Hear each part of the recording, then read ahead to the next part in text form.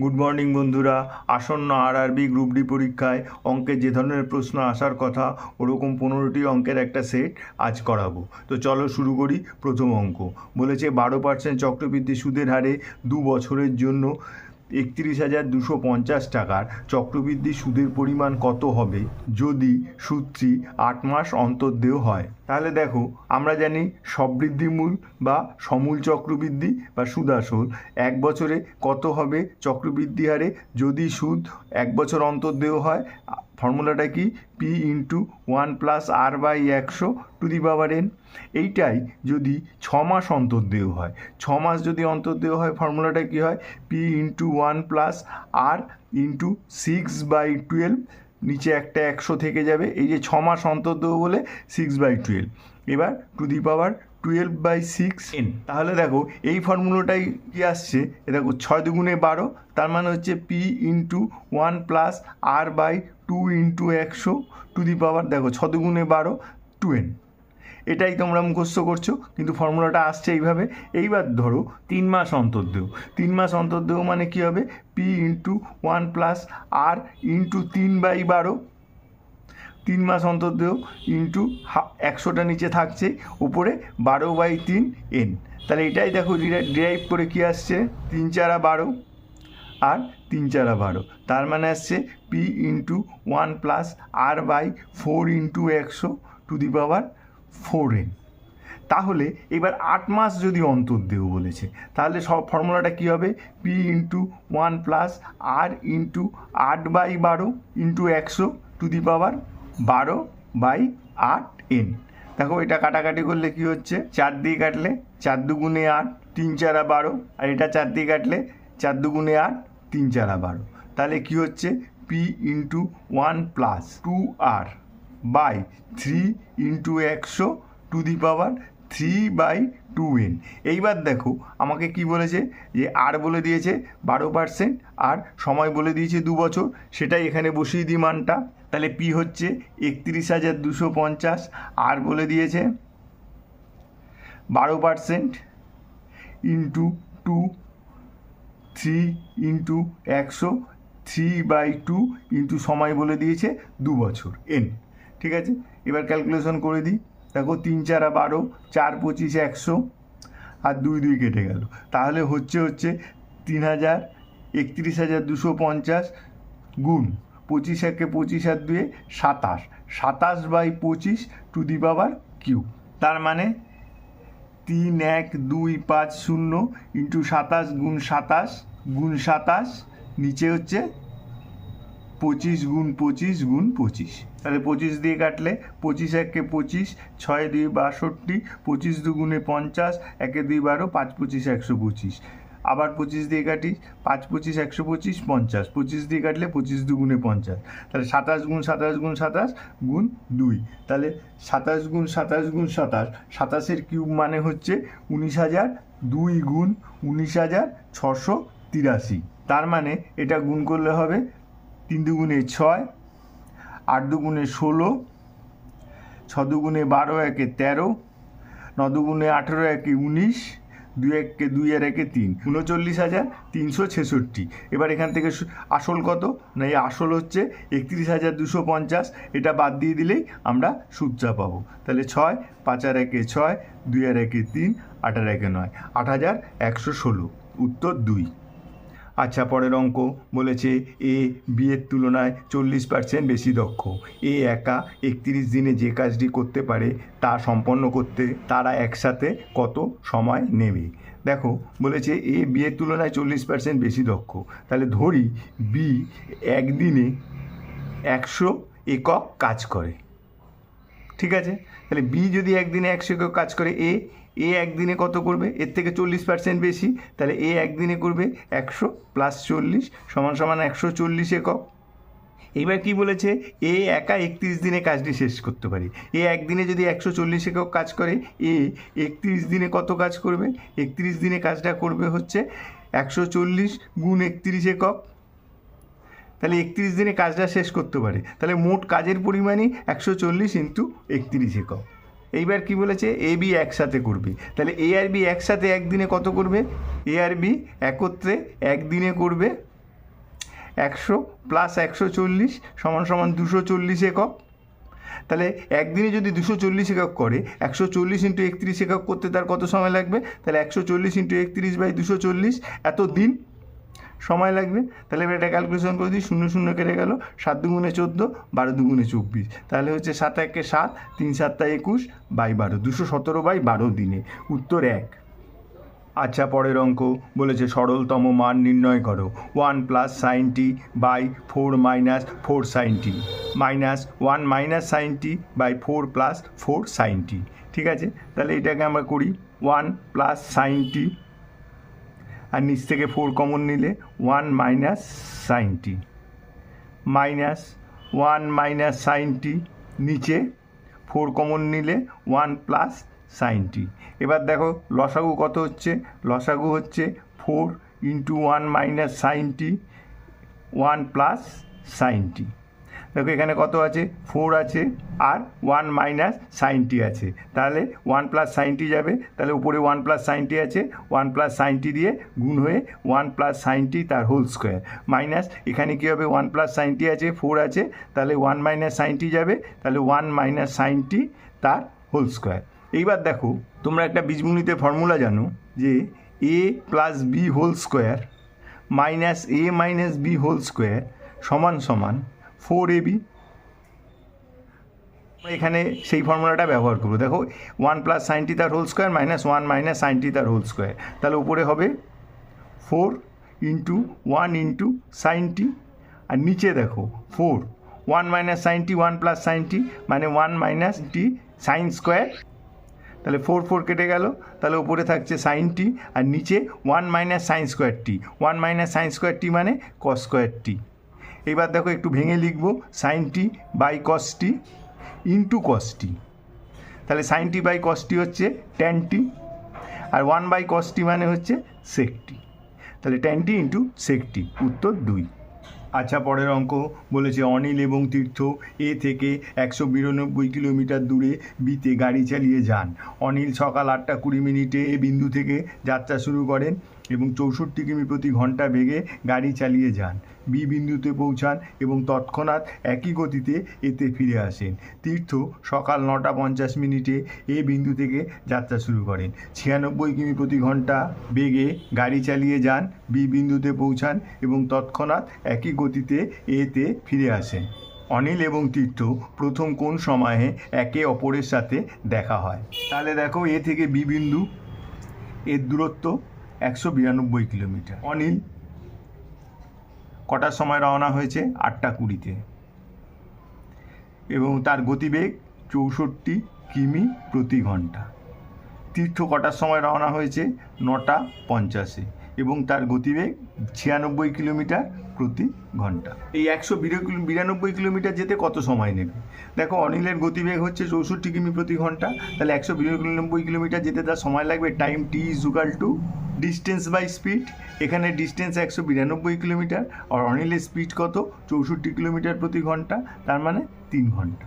তাহলে অনিল 8:20 রওনা হয়েছিল, 3 ঘন্টা পর বিতে পৌঁছে যাবে, মানে 8টার থেকে 8 আর 3 11, তাহলে 11:20 অনিল বিতে পৌঁছে যাবে। এখন আমাকে 11:20 সময় তীর্থ কোথায় পৌঁছাবে সেটা বার করতে হবে। তাহলে তীর্থ রওনা হয়েছিল 9:50, তাহলে 11:20, তাহলে 11:20 মাইনাস 9:50, তার মানে 1.5 ঘন্টা, 1 ঘন্টা 30 মিনিট। তাহলে 1.5 ঘন্টা তীর্থ কতটা পথ যায় সেটা বার করতে হবে। তাহলে তীর্থ 1.5 ঘন্টায় পথ যাবে কত? ডিস্টেন্স ইজ ইকুয়াল টু আমরা জানি টাইম ইন্টু স্পিড। এখানে টাইম কত? 1.5 ঘন্টা, 1.5 ঘন্টা মানে 3/2 ইন্টু স্পিড কত তীর্থের? তীর্থের স্পিড হচ্ছে 96 কিলোমিটার। তাই 2 দিয়ে কাটলে 4 দুগুণে 8, 8 দুগুণে 16, 3 8 24, 3 4 12, 13 14, তাহলে তীর্থ 144 কিলোমিটার পথ চলে গেছে। ধরো এইটা সি এতখানে। এইবার তীর্থ তো এদিকেই যাবে, কিন্তু অনিল বি স্পর্শ করে ফিরে আসবে। তাহলে এই যে জায়গাটুকু মাঝখানে, এখানে দুজনের আপেক্ষিক গতিবেগ বিপরীতমুখী হবে। তাহলে আপেক্ষিক গতিবেগ কী হবে? যদি আপেক্ষিক গতিবেগ বিপরীতমুখী হয়, আমরা জানি আপেক্ষিক গতিবেগ যোগ হয়, তাহলে দুজনের হবে হচ্ছে 96 প্লাস 64 সমান সমান কত হবে, 6 4 10, 9 10, 160 কিলোমিটার প্রতি ঘন্টা। আর দুজনের মধ্যে দূরত্ব দেখো, তীর্থ অলরেডি 144 কিলোমিটার চলে গেছে, তাহলে 192 মাইনাস 144, 192 মাইনাস 144 কত হবে, 48 কিলোমিটার। তাহলে দুজনের মধ্যে দূরত্ব 48 কিলোমিটার আর গতিবেগ 160 কিমি প্রতি ঘন্টা। তাহলে সময় কত লাগবে, time is equal to distance by speed. এখানে ডিস্টেন্স 48 কিলোমিটার, স্পিড হচ্ছে 160।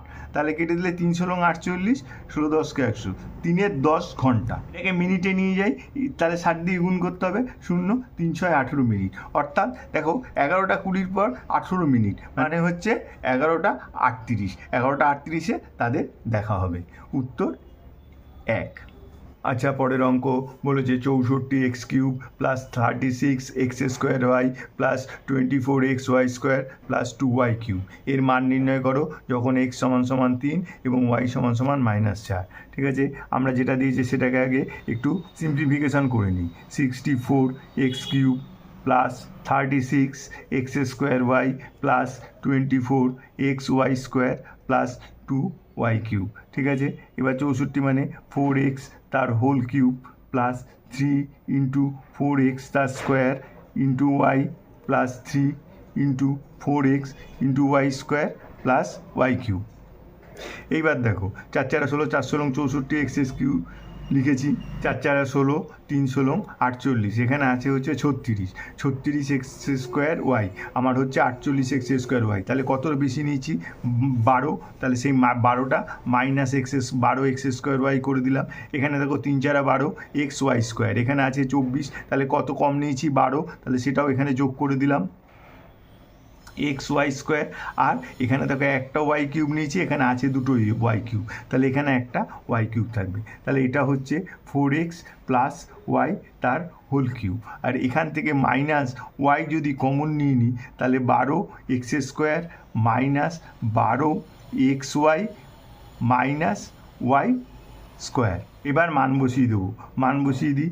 x এর মান কত, 3, তাহলে 4 × 3 প্লাস ওয়াইয়ের মান কত, ওয়াইয়ের মান হচ্ছে -4, তাহলে -4 বসালাম, তাহলে কিউব ওয়াই হচ্ছে -4, 12 × 3² মাইনাস 12 × 3 × -4 মাইনাস -4 তার হোল স্কোয়ার। তাহলে দেখো 4 3 4 12 -4 কিউব, মাইনাসে মাইনাসে প্লাস 4, 3 3 9, 9 12 108, 3 4 12 12 12 144, মাইনাস মাইনাসে প্লাস, আর 4 4 16 প্লাস হয়ে যাবে, তাহলে এটা মাইনাসই থাকবে। 8 হোল কিউব প্লাস 4, এটা 8 4 12, 5 252 মাইনাস 16, 8 কিউব মানে হচ্ছে 512 প্লাস 4 গুণ 6 6 12, 1 1 2, 236, তাহলে সমান সমান 512 বাই এটা 4 দিয়ে গুণ করলে 4 6 24, 3 4 12, 13 14, 4 2 8 আর 1 9, যোগ করে দিই, 4 আর 2 6, 4 আর 1 5, 9 আর 4 14, 1456। উত্তর 2। আচ্ছা, পরের অঙ্ক, একজন দোকানদার 18,000 টাকায় 20টি চেয়ার কিনেছেন। সেগুলি বিক্রি করে সে 4টি চেয়ারের বিক্রয় মূল্যের সমান লাভ করেছিলেন। প্রতিটি চেয়ারের বিক্রয় মূল্য কত? ধরি প্রতিটি চেয়ারের বিক্রয় মূল্য x টাকা, তাহলে 20টি চেয়ারের বিক্রয় মূল্য কত হবে, 20x টাকা। তাহলে লাভ কত, বিক্রয় মূল্য মাইনাস ক্রয় মূল্য, তাহলে এখানে বিক্রয় মূল্য 20x, এটা 20x মাইনাস ক্রয় মূল্য কত, 18,000 টাকা, সমান সমান লাভ হয়েছে 4টে চেয়ারের বিক্রয় মূল্য, একটা চেয়ারের x টাকা ধরেছি, 4টে চেয়ারের বিক্রয় মূল্য হবে 4x টাকা। তাহলে এটাই হচ্ছে ইকুয়েশান। এবার সমাধান করে দিই, 20x মাইনাস 4x সমান সমান 18,000, 16x সমান সমান 18,000, তাহলে x সমান সমান 18,000 বাই 16 সমান সমান 1,125 টাকা। তাহলে একটা চেয়ারের বিক্রয় মূল্য 1,125 টাকা।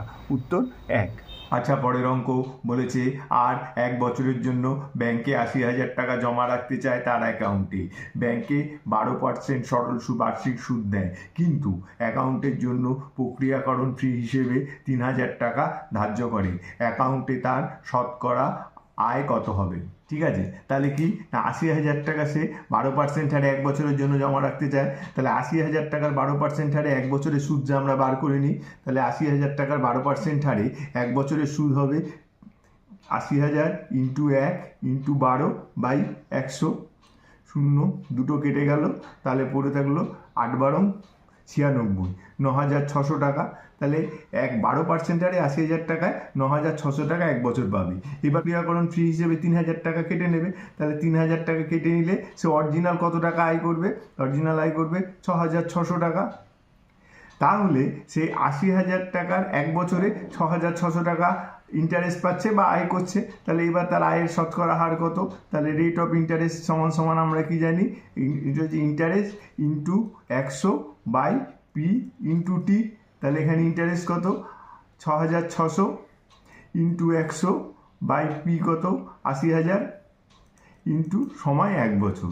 তাহলে 1 2 3 4, 1 2 3 4, শূন্য কেটে গেল। এবার 2 দিয়ে কাটলে 4, এটা 33। তাহলে 33/4 ভাগ করে দিলে 4টা 32, 1.0, 4 2 8, 2 0 0, 4 5 20। তাহলে 8.25%, উত্তর 4। আচ্ছা, পরের অঙ্ক বলেছে একজন মানুষ তার মাসিক বেতনের 12% বাড়ি ভাড়ায় ব্যয় করেন। যদি প্রতি মাসে তিনি পরিবহনের জন্য 407 টাকা এবং মুদিখানার জন্য 8,657 টাকা খরচ করেন এবং অবশিষ্ট 924 টাকা সঞ্চয় করেন, তাহলে তার মাসিক বেতন কত হবে? তাহলে দেখো, 12% বাড়ি ভাড়া দেন। তাহলে বাড়ি ভাড়া দেওয়ার পর তার কাছে কত থাকে? তাহলে মোট আয় যদি 100% হয়, তাহলে 12% বাড়ি ভাড়া দেওয়ার পর তার কাছে থাকবে 100 - 12 = 88% টাকা। ঠিক আছে, তাহলে 88% টাকায় সে এতগুলো কাজ করছে। তা মোট কত টাকা খরচ করছে সে? না 8,657 টাকা খরচ করছে হচ্ছে সে মুদিখানার জন্য, 924 টাকা তিনি সঞ্চয় করছেন, আর 407 টাকা পরিবহনের জন্য খরচ করছেন। তাহলে 7 7 14 আর 4, 18 8, হাতে রইল 1, 5 2 7 আর 1 8, 5 6 4 10 আর 9 19, 8 আর 1 9, 9,988 টাকা তিনি মোট খরচ করছেন। তাহলে এইটাই হচ্ছে 88% টাকা। তাহলে 88% টাকাই সমান সমান হচ্ছে 9,988 টাকা। তাহলে 100% টাকা কত হবে? না 9,988/88 ইন্টু 100। 11 দিয়ে কাটলে 8 11 88, এটা 9 11 99, শূন্য 8 11 88, 4 দিয়ে কাটলে 4 25 100, আর 4 দিয়ে কাটলে 4 2 8, 2 দিয়ে কাটলে 4 2 8, 5 2 10, 4 2 8। এটা 25 দিয়ে গুণ করলে হবে হচ্ছে 11,350 টাকা। তাহলে উত্তর 1। আচ্ছা, পরের অঙ্ক বলেছে দুটি সংখ্যা যথাক্রমে তৃতীয় সংখ্যার চেয়ে 46% এবং 54% বেশি, দুটি সংখ্যার অনুপাত হলো। তাহলে বলেছে দুটি সংখ্যা তৃতীয় একটা সংখ্যার থেকে 46% এবং 54% বেশি। তাহলে ধরি তৃতীয় সংখ্যাটি হচ্ছে 100। তাহলে প্রথম সংখ্যা কত? না প্রথম সংখ্যাটা হবে হচ্ছে 46% বেশি, মানে 100 + 46 মানে হচ্ছে 146। আর দ্বিতীয় সংখ্যাটি কত হবে? না 54% বেশি, তাহলে 100 + 54, তার মানে 154। এইবার কি বলেছে দুটো সংখ্যা অনুপাত। তাহলে এই দুটোর অনুপাত 2 দিয়ে কাটি, 7 2 14, 3 2 6, আর এটা 2 দিয়ে কাটলে 7 2 14, 7 2 14, 73:77, উত্তর 1। আচ্ছা, পরের অঙ্ক বলেছে 12 সেমি ব্যাসার্ধ বিশিষ্ট একটি বৃত্তের 150 ডিগ্রি কেন্দ্রীয় কোণ বিশিষ্ট একটি ক্ষেত্রের ক্ষেত্রফল নির্ণয় করো।